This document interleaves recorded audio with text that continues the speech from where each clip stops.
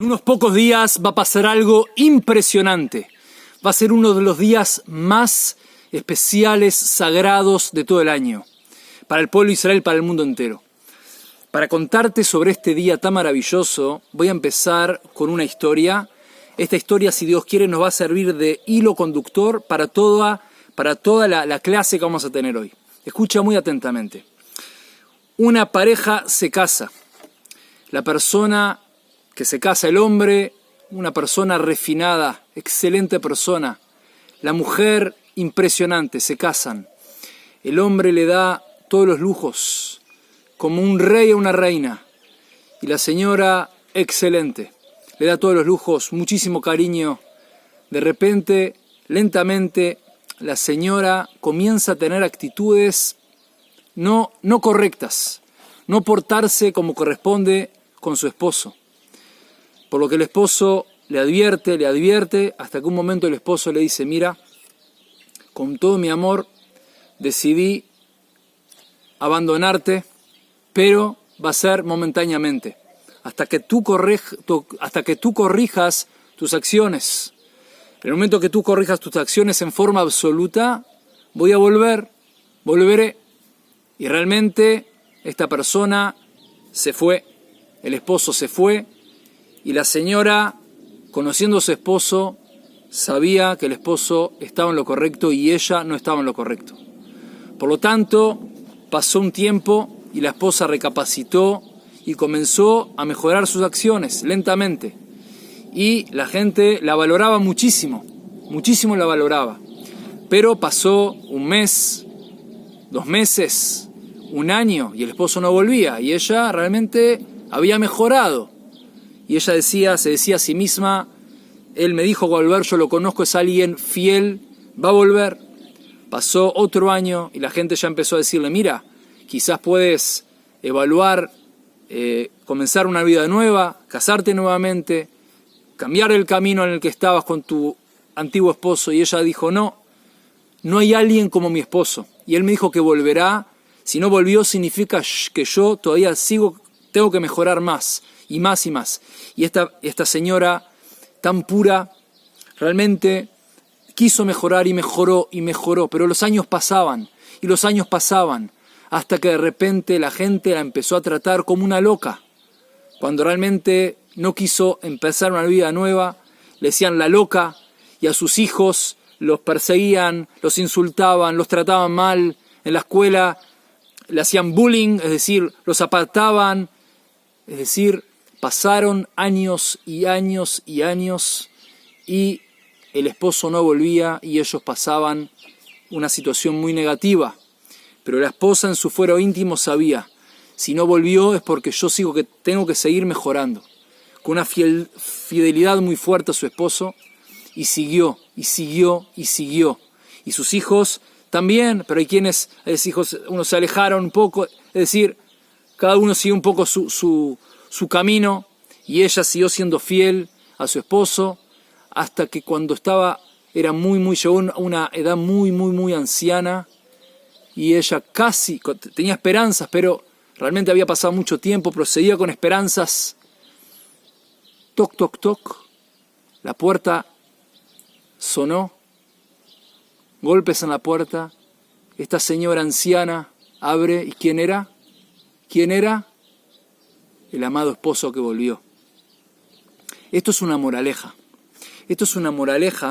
para contarles la historia del pueblo de Israel en forma, como dijimos, de moraleja, en un cuento.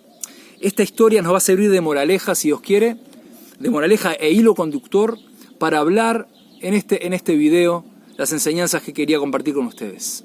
Escuchen. ¿Qué pasó el día 5 del mes de Iyar en el calendario hebreo? Lo que sucedió fue el día en el cual Dios decide tocar la puerta y volver a su casa, a estar con su esposa, amada esposa. Es decir, esta moraleja es entre el vínculo entre Dios y el pueblo de Israel durante aproximadamente 2000 años. Es una historia de 2000 años contada en una moraleja de pocos años relativamente, pero básicamente el día 5 de Iyar, y ahora vamos a adentrarnos más profundamente en lo que sucedió el 5 de Iyar en el mes hebreo de Iyar, es el día de la declaración de la independencia del Estado de Israel. Ahora tú puedes decir, como otro país independiente, no. Israel, ahora vas a entender, cuando entremos muy profundamente, si Dios quiere, a las raíces de lo que les quiero contar, vas a entender, si Dios quiere, que esto no es un país más, no es una independencia más. Es un día sagrado en el cual la presencia divina, como se dice en hebreo, la Shejiná, la presencia divina decide volver a juntarse con su amada, que es el pueblo de Israel. Es decir, a nivel, como si ustedes quizás conocen, el cantar de los cantares que escribió el rey Salomón, Shir HaShirim se llama en hebreo, es un vínculo, es el vínculo, es los versículos tan hermosos y tan dulces del cantar de los cantares, es el vínculo de Dios con el pueblo de Israel escrito en forma de amado y amada, es decir, el amado y la amada, el amor que va y viene, bueno, si lo conocen, es en hebreo obviamente es otra historia, no es en castellano es una traducción, pero el hebreo, cada palabra es un diamante, incluso en castellano es muy hermoso leerlo, pero en hebreo, que es el Lashon HaKodesh, la lengua sagrada, que de hecho entre paréntesis les cuento que Dios creó el mundo y crea el mundo constantemente con las 22 letras del abecedario hebreo, de Lashon HaKodesh, la lengua sagrada del hebreo. Es decir, la Torá, la Biblia en hebreo es como Dios se reveló en forma más pura, que es en el idioma hebreo, bíblico. Eso entre paréntesis. Cierro paréntesis y continúo si Dios quiere. Entonces, este vínculo de Dios con el pueblo de Israel, el día 5 del mes de Iyar, es el día que Dios toca la puerta para volver a ese vínculo primario y esencial con su pueblo, el pueblo de Israel.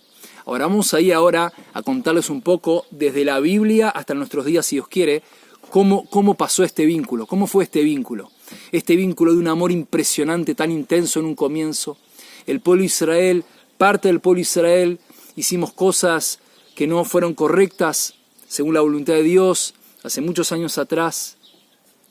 Y Dios decidió por un amor eterno y una fidelidad eterna a su pueblo, el pueblo de Israel, decirles, miren, ustedes tienen que corregir sus acciones, corregir pensamiento, palabra y acción. Lo digo todas mis palabras, tienen que corregir. En el momento que ustedes corrijan, yo voy a volver. Ustedes son mi pueblo, yo los amo.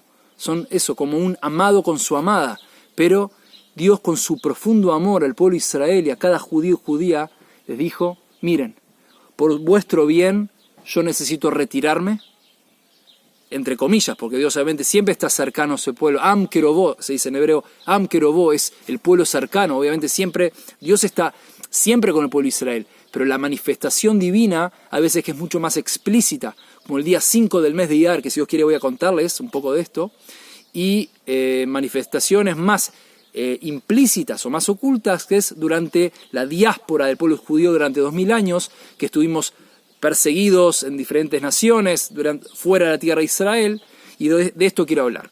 Vamos a ir ahora a la porción de la Torá del Lej Lejá.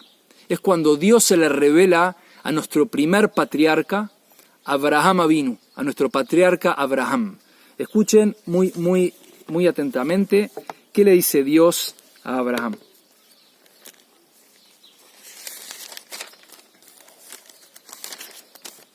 Estoy abriendo el Humash, que es la Biblia en hebreo, dice así.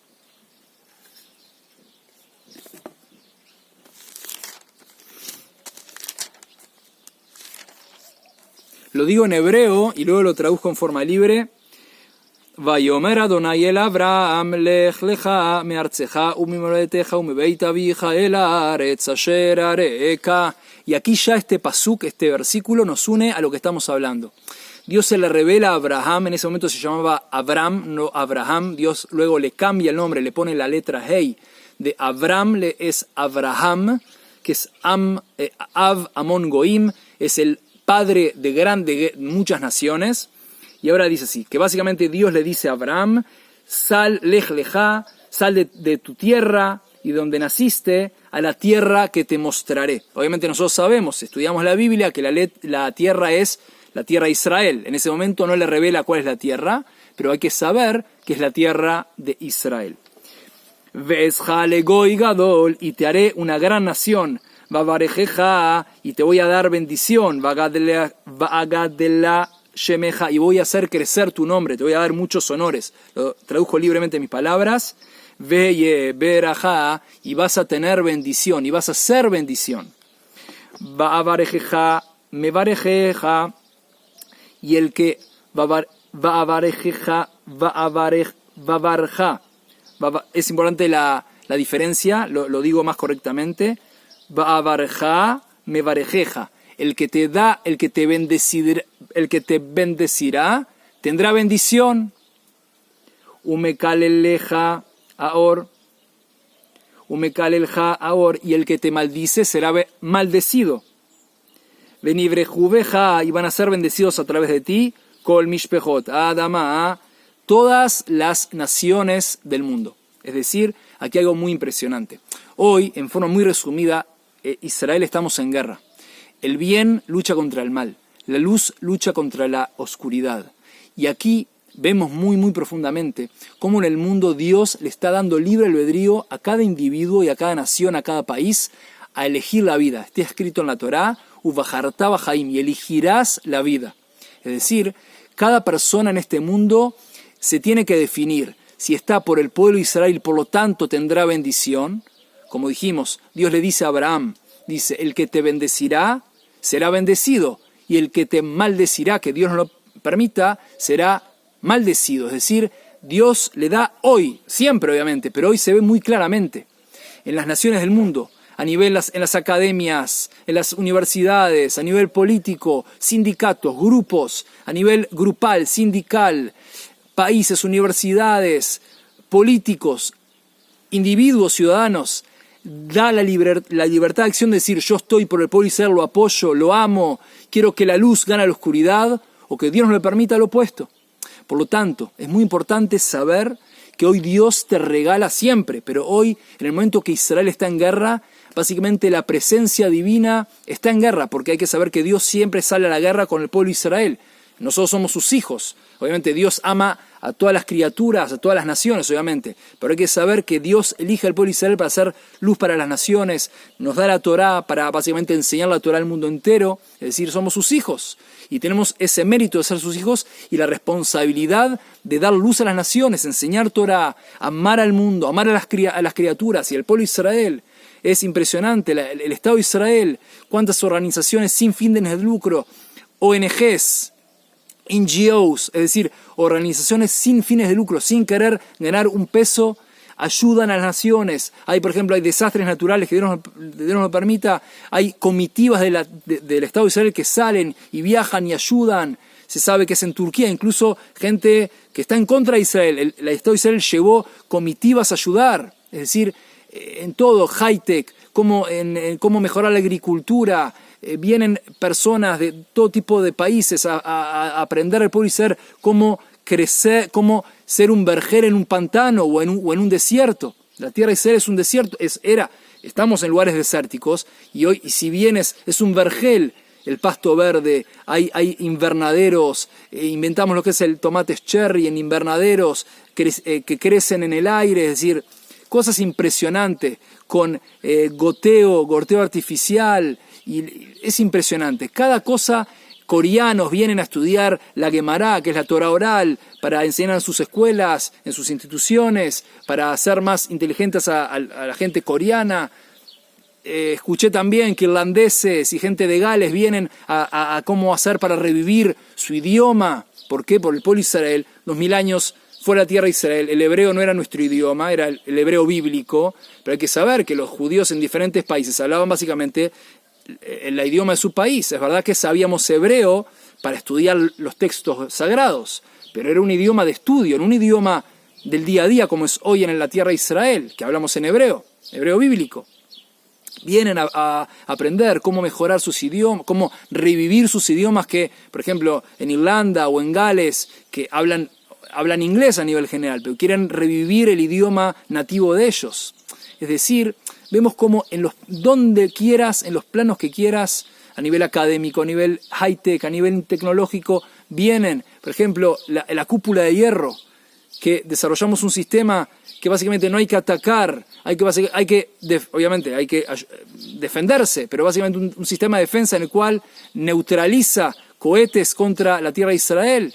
Y vemos el milagro que hubo hace poco tiempo, que Dios, Baruch Hashem, la mano de Dios, básicamente a nivel metafórico, cómo abraza al pueblo de Israel, así como las nubes de gloria.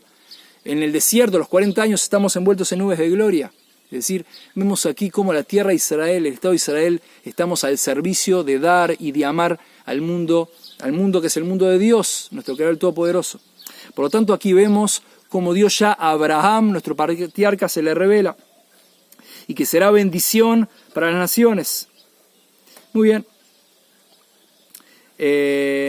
Muy bien. Aquí, esto es muy importante saber que lo que dijimos es el vínculo con Dios, el vínculo entre la tierra de Israel y Dios, es decir, el día del 5 de Iyar, que es el día de la independencia de la tierra de Israel, que básicamente en una casa en Tel Aviv se declaró la independencia, y de ahí, y entonces los enemigos nos han atacado, y Dios siempre está con nosotros. Las diferentes guerras que hubo en la tierra de Israel y que hay hoy, Dios siempre está con nosotros, nos ayuda constantemente.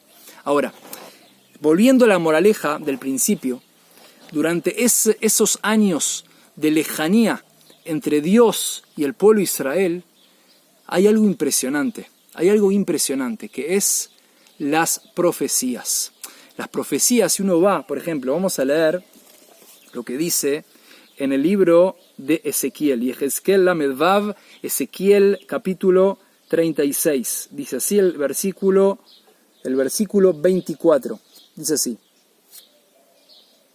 Velakachti etchem min hagoyim vekibatzti etchem mikol haaratzot ve'eveti etchem el admatchem. Dice así, lo traduzco libremente: y los voy a tomar a ustedes de las naciones, y los voy a unir, los voy a agrupar a ustedes de todas las tierras, y los voy a traer a vuestra tierra.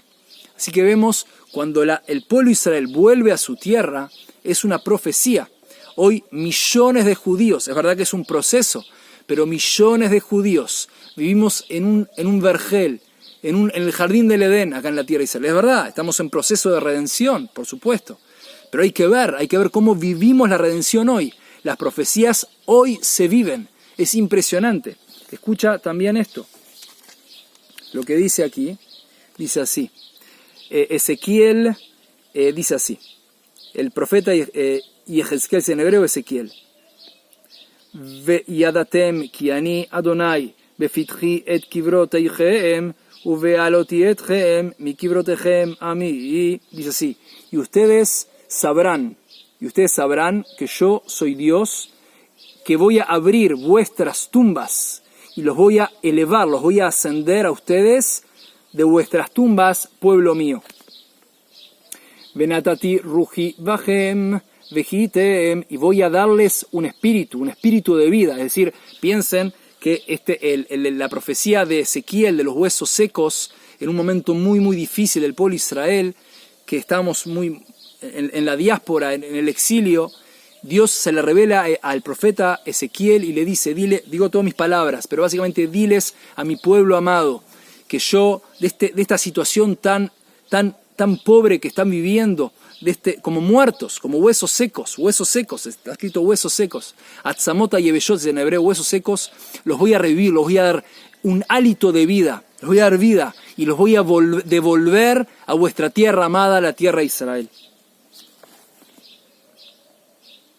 Muy bien. Muy bien, estas son algunas profecías.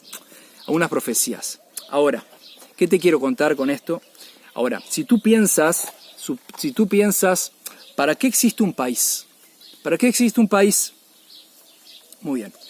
Un país a nivel general es una decisión a posteriori, no es a priori. Piensa, en el pasado no había países. Había grandes familias viviendo en su tierra, en su territorio, no tierra como país, en un territorio.